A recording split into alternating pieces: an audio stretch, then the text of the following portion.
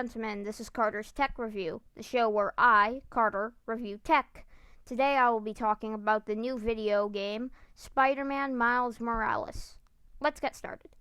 So, the new game has came out on November 12, 2020.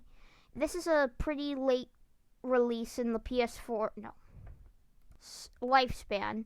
However, a very early release in the PS5's life.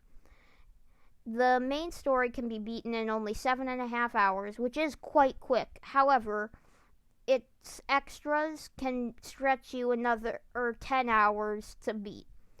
This is only if you are moving at the game at an incredibly fast pace and are going at the game completely linearly without any side quests while completing the main story. The speedrunning community for this game is not large, with only 3 pulled speedrunners.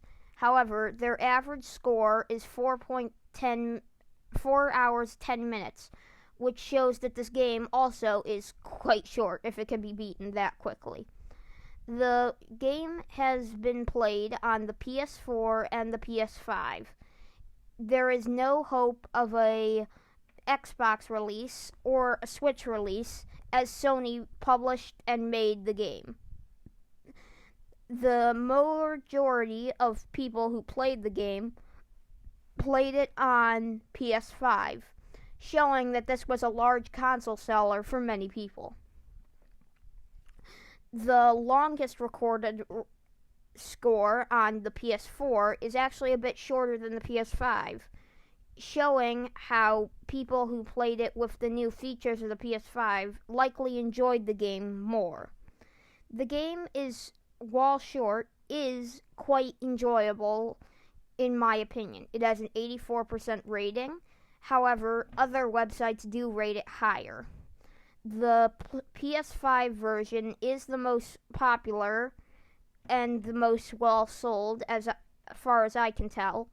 However, the PS4 release is still quite large at hosting 23% of all the sales from the information that I've gathered. There seems to be a very low retirement on the game, showing that most people who start the game complete it. However, despite all of these positive and negative things, I would rate the game quite highly because of its stellar quest and great twists. In my opinion, there's a lot more to this game than many are letting on. The amazing twist at the middle of the story and the interesting side quests really elevate this game above and beyond. While it may not be the longest game out there, in my opinion, it is something definitely worth buying. However, if you are looking for a game to spend years playing, this is not the game. I'd recommend going with the previous Spider-Man game if you want an open-world action game with puzzle elements, and you want it to be long. However, despite this game's short time, I think that it deserves a play from everyone. There's not a single group I could think of that would really hate this game. However, I could think of a few groups that might not love it. If you're a person who likes to get deep into a world, this is not the game for you. Nor is it the game for you if you want complicated, emotional, and deep stories.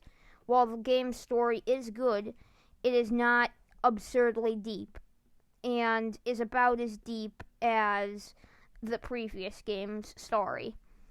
And that's also a thing. This is a sequel, showing that Sony is hopefully planning more games in the series.